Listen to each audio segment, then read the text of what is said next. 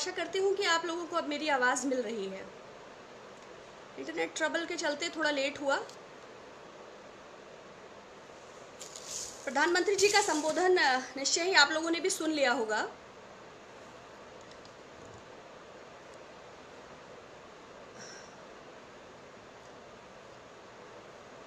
नमस्कार आप सबको। हाँ जेनी, शबनम जी, मैं माफ़ी चाहती हूँ, आज कुछ ट्रबल हो रहा है इंटरनेट में। तो आशा कर रहे थे कि प्रधानमंत्री जी फाइनली ताली थाली, आकाश से पुष्प वर्षा और कोरोना नामक प्रकाशोत्सव के बाद लगभग 50 दिन के बाद, 50 दिन पहले जब ये लॉकडाउन बिगिन हुआ था तो कोरोना संक्रमित लोग कुछ संख्या में थे। आज वो संख्या बढ़कर 71,441 हो चुकी है, जिसमें 2000 से ज़्यादा लोगों की मृत्यु हो चुकी है। तो but too little and too late, but finally कुछ पैकेज। मैंने भी दूसरे या तीसरे लाइव में, जबकि मैं कोई इकोनॉमिस्ट नहीं हूँ, मैंने इस बात का जिक्र किया था कि प्रधानमंत्री जी को जापान ने जिस वक्त डिक्लेयर किया था जीडीपी का 10% अपनी राहत पैकेज की घोषणा करनी चाहिए। विपक्ष लगातार दबाव दे रहा था कि दिल्ली विस्टा को कैंसिल करिए, बुलेट ट्रेन को कैंसिल करिए, प्रवासियों को सुरक्षित करिए।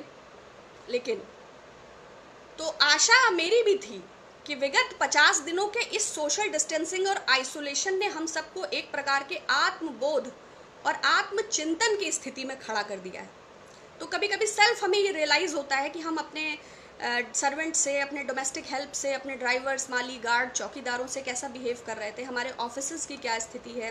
ज़िंदगी एकदम से बदली।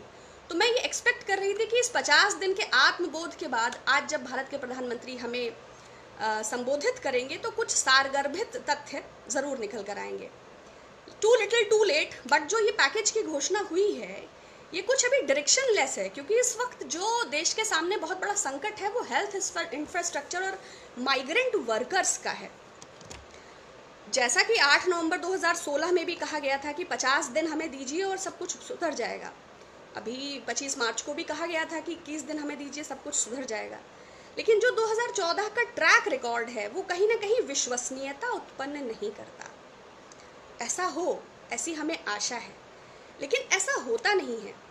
प्लस जो विगत कुछ समय से हम देख रहे हैं, तो मैं ये आशा कर रही थी कि राज्य सरकारों को उनका बजट का पहले भुगतान हो, उनको इतनी ढील दी जाए कि वो अपने डीएम, एसडीएम, सीएचसी, पीएचसी के साथ तालमेल बैठा सकें। दुनिया के 140 देशों को देखने के बाद भारत में 1146 या 66 टेस्टिंग प्रतिदिन किसी 1 मिलियन पर हो पा रही हैं। पीपीई किट्स की हालत हम देख ही रहे हैं। जिस पत्रकार ने दिखाया उसको एसटीएफ वाले ले गए।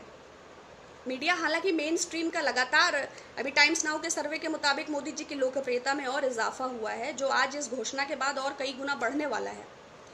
लेकिन क्या माइग्रेंट वर्कर्स को लेकर इसमें कुछ है, या जो ये लेबर लॉज के रिफॉर्म के नाम पर 35 से 38 श्रम सुधार के जो संशोधन किए गए हैं, अब तो पीएफएसआई हैंडलिंग भी शायद हटने जा रहा है और रजिस्टर बनाने की भी जरूरत नहीं है। तो ऐसा तो नहीं है कि अपने व्यापारिक मित्रों और उद्योगपति बंधुओं के लिए ये 20 लाख करोड़ का पैकेज भी एक सुनहरे अवसर में, ये आपदा जो है धन उगाही के एक अवसर में तब्दील हो जाए। इसमें असंगठित क्षेत्र के लिए क्या है, संगठित के लिए क्या है, कामगार के लिए क्या है। वो जो 40 करोड़ लोग यूनाइटेड नेशंस के सहयोगी लेबर ऑर्गेनाइजेशन के मुताबिक लगभग गरीबी रेखा से नीचे जा चुके हैं, वो लगभग 12 करोड़ लोग जो गरीब अपनी जॉब गंवा चुके हैं, वो एमएसएमई सेक्टर जो लगभग बंद हो चुके हैं। 50 दिनों में बहुत कुछ बदल चुका है। जब 3 घंटे 40 मिनट का वक्त देकर लॉकडाउन किया गया तो 65 lakh inter state migrant workers का थॉट नहीं था, मगर जब वाइन की शॉप्स ओपन की गई तो 48 आवर का टाइम दिया गया था। उसमें कोई सोशल डिस्टेंसिंग और 2 गज की दूरी का भी शराब की दुकान के बाहर कोई मानक नहीं था। तो सरकार से बहुत सारी अपेक्षाएं हैं, बाकी तो इसको इकोनॉमिस्ट ज़्यादा एलैबोरेट करेंगे, लेकिन फिर भी कुछ 2 महत्वपूर्ण 3 चीज़ें मोदी जी ने कही हैं। I would like to explain it. पहला तो संवेदना उन्होंने व्यक्त की है, थैंक्स गॉड। इसकी आवश्यकता भी बहुत ज़्यादा थी, क्योंकि जो हालात हम देख रहे हैं, कौन है वो जिन्हें राशन मिल पाया है, जिनके अकाउंट में धन पहुंचा है, जो डायरेक्ट बेनिफिट स्कीम से लाभान्वित हुए हैं, वो लाभार्थी मुझे तो विजिबल नहीं है। आत्मनिर्भर भारत, अभी कुछ दिन टेस्टिंग किट और पर्सनल प्रोटेक्शन इक्विपमेंट्स का, मास्क का इतना अभाव हो रहा है, तो अब आगे क्या हो रहा है। आपदा एक अवसर है, इसमें कोई दो राय नहीं है। 16 लाख सरकारी कर्मचारियों के 6 से अधिक भत्ते भी इस आपदा के बहाने से खत्म कर दिए गए हैं। जो लगातार काम करते हैं अब उनके लिए भी, और श्रम सुधार के नाम पर मजदूर वर्ग के साथ जो अत्याचार हो रहा है उस पर तो हम अभी बात करेंगे। एक अतुल सूद इकोनॉमिस्ट है, उन्होंने डिजास्टर को इस गवर्नमेंट की कैपिटलिस्टिक अप्रोच के लिए एक अपॉर्चुनिटी, एक गोल्डन अपॉर्चुनिटी कहा है। तो ये डायरेक्शन लेस है फिलहाल, क्योंकि जो हेल्थ इंफ्रास्ट्रक्चर और जो माइग्रेंट वर्कर्स को हेल्प चाहिए था उसको ये गवर्नमेंट कितना सुनिश्चित कर पाएगी, इस पर पूरी तरह संदेहास्पद है। और ज़्यादा चांसेस इस बात के हैं कि ये फ़ायदा उन्हीं पूंजीपतियों के रास्ते, उन्हीं उद्योगपतियों के पास पहुंचने के पूरे चांसेस हैं आत्मनिर्भरता के नाम पर, जिनसे बचने के लिए हम सड़क सड़क, मजदूर ट्रैक ट्रैक, पटरी पटरी जो हम देख रहे हैं। दूसरा, उन्होंने कहा कि वसुधैव कुटुंबकम, जय जगत, दुनिया में हमारी भूरी भूरी प्रशंसा हो रही है। एग्जैक्टली हो तो रही है, क्योंकि यूनाइटेड स्टेट्स के उस कमीशन ने भी हमें सीरिया और पाकिस्तान के लिस्ट में शामिल कर दिया है। और विगत 2014 के बाद जितनी लिंचिंग्स भारतवर्ष ने देखी हैं उतना विगत 17 वर्षों में कभी देखी नहीं गई। तो निश्चय ही दुनिया हमारी ओर देख रही है, हम एक नए भारत का निर्माण कर रहे हैं। दूसरा, टेक एक्सपर्ट्स ऑफ इंडिया, बहुत सारा टैलेंट है। अगर इतना टैलेंट है तो आरोग्य सेतु जैसे ऐप को गो आईबीबो और मेक माई ट्रिप जैसी कंपनीज क्यों बनाती हैं, जिसमें 40% भागीदारी चाइनीज है। भारत के टेक का तो सत्या नडेला से सुंदर पिछोई तक और सिलिकॉन वैली से पूरी दुनिया में डंका है। तो फिर ये 40% चाइनीज हिस्सेदारी वाली कंपनियां हमारी निजता और गोपनीयता को ताक पर रखते हुए भारत सरकार क्यों आरोग्य सेतु ऐप इनसे बनवा रही है, ये भी एक्सप्लेन करना चाहिए। ठीक है, package is definitely a good thing जब ये एक्सप्लेन हो जाएगा, but what about PM cares? National disaster management act की अनदेखी के चलते देश ने इस आपदा में भयंकर कष्ट और संकट का सामना किया। जब नेशनल रिस्पॉन्सिव फंड में 3800 करोड़ रुपया था तो नया फंड आरटीआई और सीएजी के दायरे के बाहर क्यों बनाया गया, और अभी तक उसे ये पारदर्शिता सुनिश्चित क्यों नहीं की गई कि कितना धन आया और कितना खर्च हुआ? क्योंकि ऐसा ही एक फंड पुलवामा मार्टरायर्स के समय भी बनाया गया था, जब हमारे प्रधानमंत्री मैन वर्सेस वाइल्ड की शूटिंग कर रहे थे। उस फंड के भी ट्रांसपेरेंसी का कुछ अभी तक पता नहीं चला। और जो 40 जवान इंटेलिजेंस फेल्योर से शहीद हुए, उसकी जिम्मेदारी और खेद भी माननीय प्रधानमंत्री जी द्वारा व्यक्त नहीं किया गया। इसका मुझे दुख है। नमस्कार नीरज कुमार जी। दूसरा, उन्होंने कच्छ गुजरात का उदाहरण दिया। अगर गुजरात का 15 साल का मॉडल इतना हिट था तो अहमदाबाद में 5000 से ज़्यादा कोरोना संक्रमित हैं। हेल्थ इंफ्रास्ट्रक्चर की क्या पोजीशन है जो केरला से डॉक्टर्स बुलाने पड़ रहे हैं? अभी इसी अहमदाबाद में 20 दिन पहले मैंने अपने लाइव में बताया था कि अहमदाबाद के एक हॉस्पिटल में स्वास्थ्य मंत्री के कहने पर दोनों समुदायों के लिए अलग अलग बेड्स लगाए गए थे। 600 अलग समुदाय, 600 अलग समुदाय। तो नए भारत की नई तस्वीर है या ये बददुआओं का परिणाम है?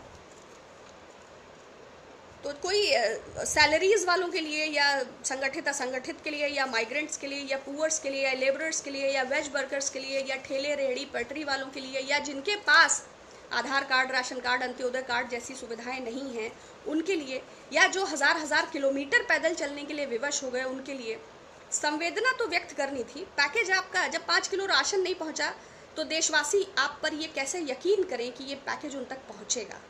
न मालूम कब पहुंचेगा। तो ये आर्थिक सुधार जो है वो पूंजीपतियों के लिए एक, ये आपदा जो है ये सुअवसर होगा उनके लिए जिन्हें मजदूरों के अधिकारों का अतिक्रमण करना है। उनके लिए ये डेफिनेटली अवसर होगा, और आपके लिए ये अवसर होगा उन 16 लाख कर्मचारियों के अधिकारों को रौंदने का। दूसरा, आपने महत्वपूर्ण बात करी। हाँ, जब कुछ सैकड़ों में कोरोना संक्रमित थे तो स्ट्रिक्टली लॉकडाउन का पालन किया हमने।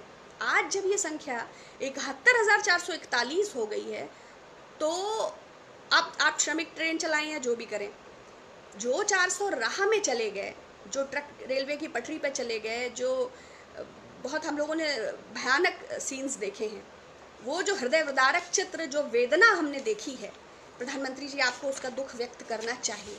ये नेसेसरी है। Regulations of employees and conditions of service act 1979 of industries इस एक्ट के मुताबिक, ये 79 है, wages, journey allowance, displacement allowance, जब ये प्रावधान है तो ये क्यों नहीं ये सुनिश्चित क्यों नहीं कर रही है सरकार? क्यों नहीं अलाउंसेस, क्यों नहीं डेली वेजर्स के लिए डिस्प्लेसमेंट अलाउंसेस? जब 65 लाख एक आंकड़े के मुताबिक इंटरस्टेट माइग्रेंट्स की संख्या है, तो सरकार इतनी बड़ी संख्या को कैसे इग्नोर कर सकती है? और एक सर्वे का एक डेटा है, मैंने बताया अनिल सूद इकोनॉमिस्ट, इन्होंने ये डेटा दिया है। 2018-19 के इकोनॉमिक सर्वे के मुताबिक 1/3 लोगों को न्यूनतम मजदूरी कानून के अंतर्गत ही नहीं आते हैं। श्रम मंत्रालय 2015 की एक रिपोर्ट है, कृषि एवं गैर कृषि क्षेत्र में 82% मजदूरों के पास कोई लिखित कॉन्ट्रैक्ट ही नहीं होता है।